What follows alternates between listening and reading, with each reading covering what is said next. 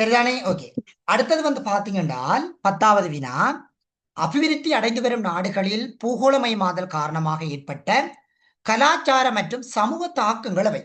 எங்களுக்கு தெரிய வேணும், இந்த பூகோளமயமாதலின் காரணமாக பல கலாச்சார ரீதியாக சமூக ரீதியான தாக்கங்கள் இன்றைக்கு உலகளாவிய மத்தியில வந்து உருவாக்கப்பட்டு கொண்டு வருகிறது. இந்த பாகுபாடுகள், வேறுபாடுகள், பழக்க வழக்கங்கள், கலாச்சார ரீதியான தன்மைகள் இன்றைக்கு எல்லாமே மாற்றமடைந்து கொண்டு வருகிறது. பாருங்க, கலாச்சார ரீதியாக மனித நாகரிகத்தோடு இணைந்த ஒரு செயற்பாடாகும். இது பிரதேசத்துக்கு பிரதேசம், சமூகத்துக்கு சமூகம், பிராந்தியத்துக்கு பிராந்தியம், நாட்டுக்கு நாடு வேறுபடுகிறது. எங்களுக்கு தெரியும், ஒவ்வொரு பிரதேசத்துக்கு பிரதேசம் ஒவ்வொருபட்ட கலாச்சாரம், பழக்க வழக்கங்கள், பண்பாடுகள் எல்லாமே வேறுபட்டிருக்குது. அப்ப இதுகள் இந்த பூகோளமயமாதலின் காரணமாக சுக்குநூறாக உடைக்கப்படுற தன்மைகள் வந்து இன்றைக்கு காணப்படுகிறது. பாருங்க, கலாச்சார பூகோளமயமாக்கம் என்பது பலமான கலாச்சாரத்தில் காணப்படும் பண்புகள் பல்வேறு ஊடகங்கள் முறைகளினூடாக வேறொரு கலாச்சாரத்தில் ஊடுருவுதல் ஆகும். இதற்கு வர்த்தக பொருட்கள், இணையதளங்கள், தொலைத்தொடர்பு சாதனங்கள் போன்றன அடிப்படையாக அமைகின்றது. இன்றைக்கு பார்க்க வேணும் பிள்ளைகள், முக்கியமாக தொலைத்தொடர்பு சாதனங்கள் தான். அது எந்த விதமான மாற்றமும் இல்லை. இந்த கலாச்சார சீர்கேடுகளுக்கு மிக முக்கியமான காரணம் இந்த தொலைத்தொடர்பு சாதனங்களும் இணையங்களும். இணையங்கள் இன்றைக்கு அதிகமாக பெற்றோர் சிக்குண்ட ஒரு விஷயமாக வந்து காணப்படுது இந்த இணையதளங்கள். இத ஒவ்வொரு நிறுவனங்களும் வந்து பார்த்தீங்கன்னு சொன்னால் பலவிதமாக கட்டுப்படுத்துறதுக்குரிய ஏற்பாடுகளை செய்து கொண்டு வராங்க. ஆனா இன்னும் கட்டுப்படுத்தின மாதிரி இல்ல. சரிதானே? ஆனால் இப்படி இந்த தொலைத்தொடர்பு சாதனங்கள் இன்றைக்கு வந்து பார்த்தீங்கன்னா, மாணவர்கள் மத்தியில வந்து பார்த்தீங்கன்னு சொன்னால், ஒரு பிரச்சனைகள், குளறுபடிகள் வாரத்துக்குரிய காரணம் எதுன்னு பார்த்தீங்கன்னா, இந்த சோசியல் மீடியாவினுடைய தாக்கங்கள் தான். அப்ப இதுகளும் இன்றைக்கு கலாச்சார பழக்கவழக்கங்கள இன்றைக்கு மாற்றமடைய செய்யக்கூடிய தன்மைகளாக வந்து காணப்படுகிறது. பாருங்க, அபிவிருத்தி அடைந்து வரும் நாடுகளில் கலாச்சார பூகோளமயமாதலின் தாக்கம் காரணமாக மேலத்திய கலாச்சாரங்களின் பாரம்பரிய கலாச்சாரங்கள் ஊடுருவி மாற்றமடைய செய்கின்ற தன்மைகள் காணப்படுகின்றது. குறிப்பாக அபிவிருத்தி அடைந்து வரும் நாடுகளில் இளைஞர்களின் மத்தியில் கலாச்சார ரீதியாக மாற்றம் ஏற்பட்டு வருவதனை காணலாம். இப்ப உதாரணமா வந்து பாத்தீங்கன்னு சொல்லி சொன்னால், இப்ப தமிழர்களினுடைய பண்பாடுகளை வந்து பாத்தீங்கன்னா எப்படி இருக்க வேணும், எப்படி கதைக்க வேணும், எப்படி ஒரு ஆளோட பழக வேணும் என்ற விஷயங்கள் இருக்குது. இன்றைக்கு பாத்தீங்கன்னா அப்படி ஒன்றுமே இல்லை. சரிதானே? எல்லாமே சுக்குநூறா மாறிட்டு. அதே மாதிரி ஒவ்வொரு பிரதேசங்கள்லையும், ஒவ்வொரு மதங்கள்லையும், ஒவ்வொரு இனங்கள்லையும் ஒரு கலாச்சார பழக்க வழக்கங்கள் இருக்கும். இன்னைக்கு வந்து பாத்தீங்கன்னா அது முற்று முழுதாக மாற்றப்பட்டு கொண்டிருக்குது. சரி, பாருங்க, இன்னைக்கு படியன் இந்த ஸ்கூலுக்கு வர படியன்கள், இந்த கிளாஸுக்கு வர படியன்கள் தலைகளை பார்க்க இயலாது. அதுல கோடு, இதுல கோடு, அப்படி கோடு, இப்படி கோடுன்றலாம் வெட்டி கொண்டு வாரானுங்க. நிறைய பேர் கைகளை பார்த்தீங்கன்னா படிக்கிற போது பச்சை குத்தி வச்சிருக்கிறானுங்க. நான் ஒருத்தன் ஒருத்தன் வந்து அவங்களோட அம்மாவோட பேரை பச்சை குத்தி இருக்கிறாரு கையில. நான் சொன்னேன், ஏன்டா தம்பி அது பச்சை குத்தி இருக்கிறான்னு கேட்டா, இல்ல சார் அம்மாவில அன்பு சார், பாசம் சார். நான் சொன்னேன், இதுல குத்துறத தம்பி நீ நெத்திர குத்தி இருக்கலாம். இப்ப எல்லாருக்கும் தெரிஞ்சிருக்கும். நீ கையில குத்தி காட்டுறதை விட நீ நெத்திர குத்தி இருக்கலாமே தம்பியா, வடிவா எல்லாருக்குமே விளங்கி இருக்குமேடான்னு சொன்னேன். இதெல்லாம் ஒரு அநாகரிகமான விஷயங்கள். இந்த பச்சை குத்துறது, அது செய்யறது செய்யறது அநாகரிகமான விஷயங்கள். சரிதானே? இப்ப இதுகள் எல்லாம் வந்து பாத்தீங்கன்னா, முக்கியமாக நான் அடிக்கடி இந்த ஒவ்வொரு இடங்களையும் போய் கத்துறது, இந்த பிள்ளைகளுக்கு சமய ரீதியான விழுமியங்களை பிள்ளைகளுக்கு கற்றுக் கொடுங்க. முதல் பிள்ளைகளை படிக்கிறத விட்டு போட்டு, முதலாவது பிள்ளைகளுக்கு சமய கல்விகளை, அறிவுகளை புகட்டுங்க. இன்றைக்கு பிள்ளைகள் மத்தியில பாலியல் தொல்லைகளும், பாலியல் பிரச்சனைகளும், கெட்ட கெட்ட சிந்தனைகளும், கெட்ட கெட்ட பழக்க வழக்கங்களும் இன்றைக்கு அதிகரித்துக் கொண்டு வரதுக்குரிய காரணம் என்ன இருக்குன்னா, சமய பழக்க வழக்க கலாச்சாரங்கள் இல்ல. எல்லாமே மாற்றம். அறநெறி போறதில்ல. ஒரு சமய ரீதியான தன்மைகள்ல கலந்து கொள்றதில்ல. இப்படியான தன்மைகள் எல்லாம் எப்படி எங்கிருந்து வந்ததுன்னு கேட்டீங்கன்னா, இந்த பரதேசி கம்பெனிகள் தான். எல்லாரும் போன்லயும் மூழ்கி கொண்டிருக்கிறது. இதெல்லாம் பெரிய ஒரு கலாச்சார சீர்கேடுகளை ஏற்படுத்துற தன்மைகளாக இன்றைக்கு மாறி இருக்குது. அடுத்தது, அபிவிருத்தி அடைந்து வரும் நாடுகளில் கலாச்சார பூகோளமயமாதலின் தாக்கம் காரணமாக ஆடை அணிகலன்கள், இசை, உணவு பழக்க வழக்கங்கள் போன்றவற்றில் அதிக மாற்றங்கள் ஏற்பட்டு வருவதனை காண முடிகிறது. இன்றைக்கு வந்து இன்றைக்கு இது இசை என்றது பெரிய ஃபேமஸ். இசை என்றது பெரிய ஒரு ஃபேமஸா இருக்குது. இன்றைக்கு இசை என்றது. சரி, இசை என்றதுப்பா ஒரு என்னன்னு சொல்றது, ஒரு அமைதி. இசை என்றது 2 விஷயம் இருக்குது. ஒன்று எங்களை அமைதிப்படுத்தும், இன்னொன்று எங்களை ஆத்திரப்படுத்தும். அந்த இசையினுடைய தாக்கங்கள் இருக்குது. இசையை இசையால் பார்க்க வேணும். இன்றைக்கு இசையை வேறு விதத்துக்குள்ள கொண்டு போற தன்மைகள் எல்லாம் இன்றைக்கு காணப்படுகிறது. சரிதானே? இப்ப என்னோட கவிதைகள் தானே, கவிதைகள் தான் அங்க இசையாக மாறும். இப்ப சமயத்துல இப்ப எங்கட முஸ்லிம் பிள்ளைகள் இருக்க தமிழ் இப்ப இந்து சமயத்தை பொறுத்த வரைக்கும் இசை என்றது எதுக்கு கொண்டு வரப்பட்டது என்றால், இறைவனை மனமுருகி பாடிக்கிறதுக்கு, பாடுறதுக்கு, எங்களோட மனமுருகி இறைவனிட்ட வழிபடுறதுக்கு தான் இசையை கொண்டு வந்தாங்க. இப்ப தேவாரங்கள், திருவாசகங்கள் அமையன்னு கொண்டு வந்தாங்கன்னா, இசையோடு நாங்க வழிபட வேணும். வழிபட்டால் எங்களுடைய இறைவனுக்கு நாங்க ஐக்கியப்படுத்தி போவோம். இப்ப இனி உதாரணமா, நீங்க இப்ப உதாரணமா ஒரு சோகத்தில் இருக்கிறவங்களுக்கு ஒரு சோக ரீதியான பாட்டை போட்டு பாருங்க, கூட மைண்ட் செட் அப்படியே சோகத்துக்குள்ள போய் உங்களுக்கு சிந்தனையெல்லாம் மாத்தி விட்டுரும். அப்ப இதுக்குத்தான் எங்கட கோயில்கள்ல வந்து இசைகளை கொண்டு வந்தாங்க. எப்படி என்றால், நீங்க வேற சிந்தனைக்கு போகும்போது இறைவனுடைய திருப்புகழ்கள் இதுகளை பாடும்போது உங்களுக்கு என்ன செய்யும் என்றால், இறைவன் சிந்தனைக்குள்ள உங்களை மூழ்கடிக்கப்படும். அதுதான் அந்த இசைகளை கொண்டு வந்தவங்க. இன்றைக்கு இசைகள் வேறு விதமாக எல்லாம் போயிட்டு திரிபடைந்து போயிட்டு, இதுதான் இன்றைக்கு மாற்றமடைந்து கொண்டிருக்கிற சமூக கலாச்சார பழக்க வழக்கங்கள் எல்லாம் இருக்குது. இந்த அடுத்தது கேஎஃப்சி, இந்த இந்த நிறைய பீட்சா கட்டுகள், இதுகள் எல்லாமே காரணம் எதுன்னு கேட்டீங்கன்னு சொல்லி பார்த்தீங்கன்னா, இந்த உணவு பழக்க வழக்கங்கள். இன்றைக்கு ஹாஸ்பிட்டலுக்கு இன்றைக்கு ஒரு ஒரு நினைக்கிறேன், அமெரிக்காவில் இருக்கிற ஒரு அண்ணனால முந்தின நாள் ஒரு ஆர்டிக்கலோடு வாங்கினார். அவர் ஒரு ஆர்டிக்கல் ஒன்றில் இருந்தார். எப்படி என்றால், இன்றைக்கு அதிகமான பேரை இலங்கையில அவங்க இலங்கை தான் கூட எழுதுறவங்க, ஏன்னா புலம்பெயர் தமிழர்கள் தானே. அவங்க சொல்றாங்க, இன்றைக்கு இலங்கையை பொறுத்த வரைக்கும் ஆர்ப்பாட்டங்கள் அதிகமா, ஆர்ப்பாட்டங்கள் பிரச்சனைகள் அதுகள் தானே இன்றைக்கு அதிகமாக இருக்குதா. காரணம் என்னன்னு கேட்டால், இந்த நாடுகளோட நாடுகள் இருக்கிற அந்த ஐக்கியம், அதை எப்ப நாங்க விட்டு போறோமோ அப்பதான் எங்களோட நாடுகள்ல பிரச்சனைகளுக்கு எல்லாம் சால்வ் ஆகும். சரிதானே. அதே போலதான் இந்த கேஎஃப்சி பீட்சா கட்டும் இதெல்லாம் எப்ப தூக்குறங்களோ அப்பதான் எங்களுக்கு சுகாதார பழக்க வழக்கங்கள் ஆரோக்கியமான தன்மைகள் எங்களுக்கு உருவாகும். இன்றைக்கு எத்தனை பேர் நீங்க கையால் இடிச்சு அரிசி சாப்பிடுறோம்? இல்ல, கேளுக்கிட்டா இல்ல. எத்தனை பேருக்கு குரக்கன் தெரியும்? எத்தனை பேருக்கு இருங்கு தெரியும்? எத்தனை பேருக்கு பயறு தெரியும்? எத்தனை பேருக்கு சோழன் மா தெரியும்? எத்தனை பேருக்கு ஒடியல் மா தெரியும்? இன்னைக்கு கிளிநொச்சி பிள்ளைலாம் இருக்கீங்க, ஒடியல் மா புட்டை வச்சு சாப்பிடுறீங்கடா அப்படின்னா என்னன்னு கேக்குங்க. ஆரம்ப காலங்கள்ல போய் அப்படி தைரியமா இருப்பாங்க. இன்னைக்கு வந்து பாத்தீங்கன்னா இல்ல. முதல் தமிழர்களுடைய கலாச்சாரத்துல ஜல்லிக்கட்டு அடக்குவாங்க. அவ்வளவு ஆரோக்கியம், சத்தான மாக்கள், சத்தான இது. இன்னைக்கு என்ன செய்யலாம்? இன்னைக்கு பெரிய சோமாதி கேஎஃப்சி பீட்சா கடுப்பு சாப்பிட்டா பிச்சு அது பெரிய சாப்பிட்டு முடிஞ்சதுக்கு பிறகு ஸ்டேட்டஸ் போடுறது. அதுக்கு பிறகு ஸ்டேட்டஸ் போடுறது ஹாஸ்பிட்டல்ல வளர்க்குற மாதிரி ஒரு ஸ்டேட்டஸ் போடுறது. இதுகள் தான் இன்றைக்கு நடக்கிற சம்பவங்கள். கலாச்சார சீர்கேடுகள், கலாச்சார பழக்க வழக்கங்கள், உணவு பழக்க வழக்கங்கள் மாறுறதால இன்றைக்கு எல்லாமே ஆரோக்கியம் கெட்டு போயிட்டு, பழக்க வழக்கம் கெட்டு போயிட்டு, கலாச்சாரம் கெட்டு போயிட்டு, எல்லாமே கெட்டு போறதுக்குரிய காரணம் இந்த பூகோளமயமாக்கங்களினுடைய தாக்கங்கள் தான். அடுத்து அபிவிருத்தி அடைந்து வரும் நாடுகளில் கலாச்சார உலகமயமாதலின் தாக்கம் காரணமாக பாரம்பரிய பழக்க வழக்கங்கள் வழிகொழிந்து போவதனால் மொழி ரீதியான பிரச்சனைகளும் இன்றைக்கு ஏற்பட்டுக் கொண்டு வருகிறது. குடும்பங்கள்ல பல்வேறு விதமான மாற்றங்கள் ஏற்படுத்தப்பட்டு வருகிறது. இதெல்லாம் இன்றைக்கு இருக்கிற ஒரு பழக்க வழக்க ரீதியான தாக்கங்கள் தான். இன்னைக்கு எல்லா இடங்கள்லையும் இந்த தன்மைகளை நீங்க போனீங்க என்றால் பார்த்துக் கொள்ளக்கூடியதாக இருக்கும். இது இந்த கலை கலாச்சார பழக்க வழக்க ரீதியாக ஏற்படுத்துகின்ற மிக முக்கியமான ஒரு விடயங்கள். இதெல்லாம் பிள்ளைகள் இப்ப இது வந்து உங்களோட டீச்சர்ஸ் கைட்ல இருக்கிறது மாதிரி நோமலா அடிச்சிருக்கிறேன். இதைத்தான் நீங்க எழுதணுமான்னு கேட்டால் இல்லை. இப்ப நான் கதைச்ச விஷயங்களை அமைத்துக் கொண்டு ஒரு பொதுப்படையா நீங்க எழுதலாம். இதுக்கெல்லாம் இதெல்லாம் பாடமாக்கி எழுத வேண்டிய தேவைப்பாடுகள் இல்லை. சரிதானே பிள்ளைங்க? சொல்றது பிள்ளைங்கதா? சார். சொல்லுங்க. ஓம் சார். சார், இதுக்கு இப்ப ஒரு பொதுவான ஒரு தலைப்பு ஒன்றும் இல்ல. நாங்க சும்மா நடைமுறையை வச்சு எழுதிட்டு போகிறோம். எழுதலாம். நடைமுறை வச்சு கொண்டு எழுதலாம். பிள்ளைகள் 13ஆம் ஆண்டு புள்ளா பிள்ளைகள் உங்களுக்கு நீங்க படிக்கிற பாடமே இல்லை. ஃபுல்லா நடைமுறையை வச்சு கொண்டு தான் எழுதியிருக்கிறாங்க. நடைமுறை வச்சு கொண்டு தான் இந்த விஷயங்கள் எல்லாம் வரும் உங்களுக்கு. நீங்க இதுல படிக்க வேண்டியது அங்க சர்வதேச அமைப்புகளும் பிராந்திய அமைப்புகளும் மட்டும்தான். மற்ற எதுக்குமே நீங்க அங்க படிக்க போற விஷயங்களே இல்லை. எல்லாம் ஒரு ஜென்ரலான விஷயமா தான் உங்க கேள்விகள் கேட்பாங்க. பொதுப்படையா தான் பிள்ளைகள் கேள்வி கேட்பாங்க. நீங்க இதெல்லாம் நினைச்சு பெருசா கஷ்டப்பட வேண்டிய தேவைப்பாடுகள் இல்லை. ஏனென்றால் உங்களுடைய அந்த டீச்சர்ஸ் கைட்டுகள் எழுதப்பட்டிருக்கு. அப்படி என்றால் இப்ப 13ஆம் ஆண்டு வந்து உங்களுக்கு கஷ்டமாக இருக்கக்கூடாது. மிக இலகுவான முறைகள் அந்த பிள்ளைகள் பரீட்சைகளை எதிர்கொள்ள வேண்டும் என்ற ஒன்றின் அடிப்படையில தான் வந்து இணைஞ்சிருக்கிறாங்கன்னு சொல்லி பாத்தீங்கன்னு சொன்னால், அந்த புக்ஸ் அந்த அந்த டீச்சர்ஸ் கைட்டை வந்து ப்ரிப்பேர் பண்ணியிருக்கிறாங்க. நீங்க இதுகள்லாம் பெருசா இருந்து பாடமாக்கி எழுதணும் என்ற மென்டாலிட்டிக்குள்ள நீங்க வராதீங்க. ஒரு ஜென்ரலா எழுத வேணும் என்ற ஒரு தன்மைக்குள்ள கொண்டு வாங்க. சரிதானே? Okay sir. இங்க பாருங்க பிள்ளைகள், 2024ஆம் ஆண்டு கேள்வி பாருங்க. இங்க பாருங்க, 6 புள்ளி கேட்டிருக்குது. அபிவிருத்தி அடைந்து வரும் நாடுகளின் பொருளாதார முன்னேற்றத்திற்கு பல்தேச கம்பெனிகளின் பங்களிப்பினை 3 உதாரணங்களுடன் பரிசீலிக்க.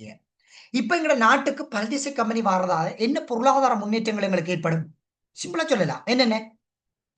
அந்நிய செலாவணி. அந்நிய செலாவணி பெற்றுக் கொள்ளக்கூடிய மாதிரி இருக்கும். வேற தொழில் வாய்ப்புகளை தொழில் வாய்ப்புகளை பெற்றுக் கொள்ளக்கூடிய மாதிரி இருக்கும். வேற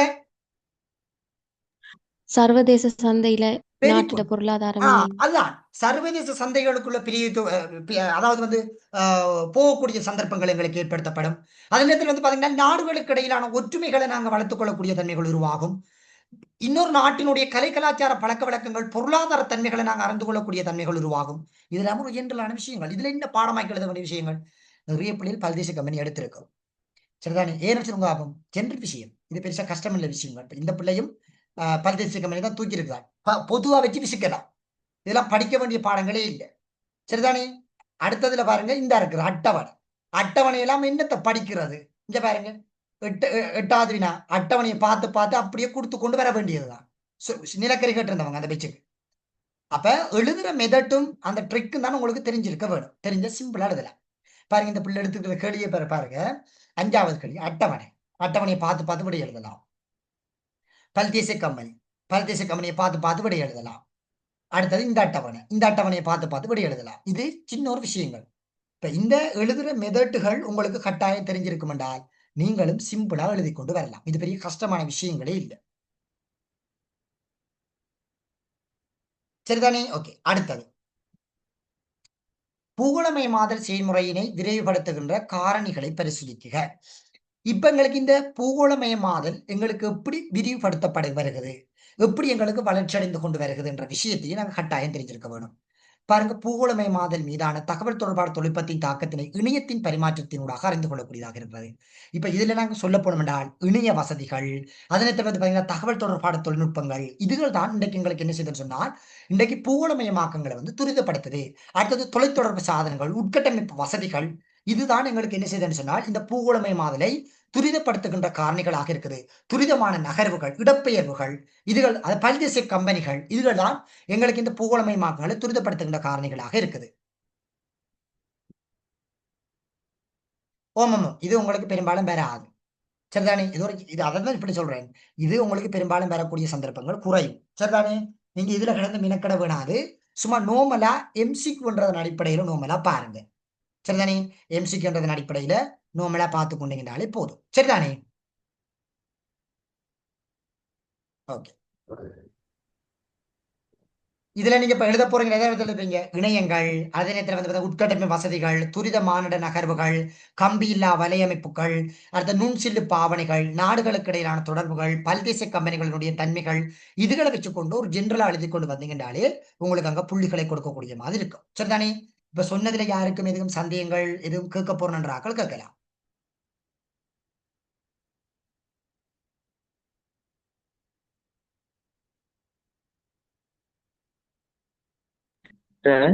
கேளுங்க பிளான். பேப்பர் கிளாஸ் 2ஆம் தேதி ஸ்டார்ட் பண்ணுவீங்க? 2ஆம் தேதி ஸ்டார்ட் பண்ணுவேன். சரியா? 2ஆம் தேதி உங்களுக்கு பேப்பர் கிளாஸ் ஸ்டார்ட் பண்ணுவேன். 6ஆம் மாதம். எப்படி எதிர்பார்க்கப்படும் வினாக்களா? விலங்குல எதிர்பார்க்கப்படும் வினாக்கள் அப்படியா செய்ய போறீங்க? அப்படிதான் கொண்டு போவேன். எதிர்பார்க்க ரீதியாக வினாக்களை தான் கொண்டு போவேன். அடுத்தது இன்னொரு விஷயத்தை நான் வடிவங்களுக்கு கிளியரா சொல்றேன். நிறைய பிள்ளைகள் கற்பனை வெள்ளத்துல மிதந்து கொண்டிருப்பாங்க. எப்படி என்றால் முதல் மாதிரிதான் எங்களுக்கு பேப்பர்கள் வரப்போகுதுன்னு சொல்லி. இந்த முறை உங்களோட பேப்பர் ஸ்ட்ரக்சர் மாறுபடும். இந்த முறை உங்களோட பேப்பர்கள்ல நீங்க நிறைய படங்களை பார்ப்பீங்க. படங்களை போட்டு கேட்கக்கூடிய தன்மைகள் இன்றைக்கு உங்களோட பேப்பர்கள்ல காணப்படும்ன்றதை நீங்க மறக்காதீங்க. சரி, எந்தெந்த அலகுகள்ல உங்க படங்களை போடுவாங்க என்ற விஷயங்கள் எல்லாம் நாங்க பேப்பர்ல வடிவா உங்களுக்கு ஒவ்வொன்றையும் அணுவா தான் படிச்சு கொண்டு போவேன். விளங்காத விஷயங்கள்ல வச்சு விளங்கப்படுத்தி ஒவ்வொரு அலகுகளையும் கிளியர் பண்ணி கொண்டு தான் உங்களுக்கு போவேன். சரியானே பிளான்? Okay sir. நீங்க எதுக்குமே யோசிக்காதீங்க. நான் உங்களுக்கு பேப்பர் கிளாஸ் இப்ப 4 மாதம் பேப்பர் செய்ய போறீங்க தானே? நீங்க 2 மாதம் பேப்பர் செய்து 3வது மாதம் வரும்போது நீங்க நல்ல படிவா படிச்சு கொண்டு வந்தீங்கன்னா பயங்கர கெட்டித்தனமா வந்துருவீங்க. சரிதானே? இப்ப சியில் இருக்கிறார்கள் எல்லாருமே பிக்கு வந்துருவீங்க. எதுக்குமே யோசிக்க வேணாது. சரிதானே? ஓகே. ஓகே. அடுத்தது 12வது தகவல் மற்றும் தொடர்பாடல் தொழில்நுட்பம் என்பதனால் கருதப்படுவது யாது?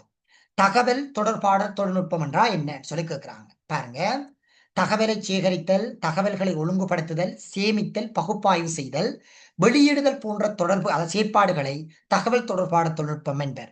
இலத்திரனியல் ஊடகங்கள் தகவல் தொடர்பான தொழில்நுட்பத்தின் முக்கிய பங்களிப்பினை வழங்குகின்றது. வானொலி, தொலைக்காட்சி, கணனி வலையமைப்பு, தொலைபேசிகள், செய்மதிகள், இலத்திரனியல் சாதனங்கள் என்பன இங்க இருக்கின்ற ஒரு மிக முக்கியமான விடயங்களாக இருக்குது. இதைத்தான் நாங்க தகவல் தொடர்பாடல் தொழில்நுட்பம் என்று சொல்லி சொல்லுவோம். இந்த பல்தேச கம்பெனிகள்ல எங்களுக்கு அடுத்த ஒரு பரிணாமமாக இருக்கிறது இந்த தகவல் தொடர்பாடல் தொழில்நுட்பம் தான். இன்றைக்கு இணையம் தெரியாத ஆட்கள் யாரும் இல்லை, சோசியல் மீடியா தெரியாத ஆட்கள் யாரும் இல்லை, செய்மதிகள் தெரியாத ஆட்கள் யாரும் இல்லை, கணனி வலையமைப்புகள் தெரியாத ஆட்கள் யாரும் இல்லை, இன்றைக்கு இல்ல வானொலி தெரியாத ஆட்கள், தொலைக்காட்சி தெரியாத ஆட்கள் யாருமே இன்றைக்கு இருக்க முடியாது. ஏனென்றால் எல்லாருமே தொலைத்தொடர்பு சாதனங்களின் மூலம் இந்த தகவல் தொடர்பான தொழில்நுட்பத்தின் மூலம் இணைய பெற்றிருக்கிறோம். இன்னைக்கு பாருங்க, நீங்க என்னட்ட எங்கெங்கேயோ எல்லாம் இருக்கிற நீங்க இன்னைக்கு என்னட்ட படிச்சு கொண்டிருக்கிறீங்கடா, காரணம் இந்த தகவல் தொடர்பாட தொழில்நுட்பம் தான். அப்ப இன்னைக்கு எங்க எல்லாரையுமே ஒன்றாக நினைத்தது எதுன்னு பாத்தீங்கன்னா இந்த தகவல் தொடர்பாட தொழில்நுட்பம் தான். இப்ப பல்தேசிய கம்பெனிகள்ல அடுத்த துரித மாற்றங்களை எங்களுக்கு ஏற்படுத்துறது இந்த பல்தேசிய கம்பெனிகள் தான். அதுல ஒன்றுதான் இந்த தகவல் தொடர்பாட தொழில்நுட்பம். சரியா பிள்ளையன்? Okay sir. யாருக்கும் சந்தேகம் இருக்கிறார்கள்?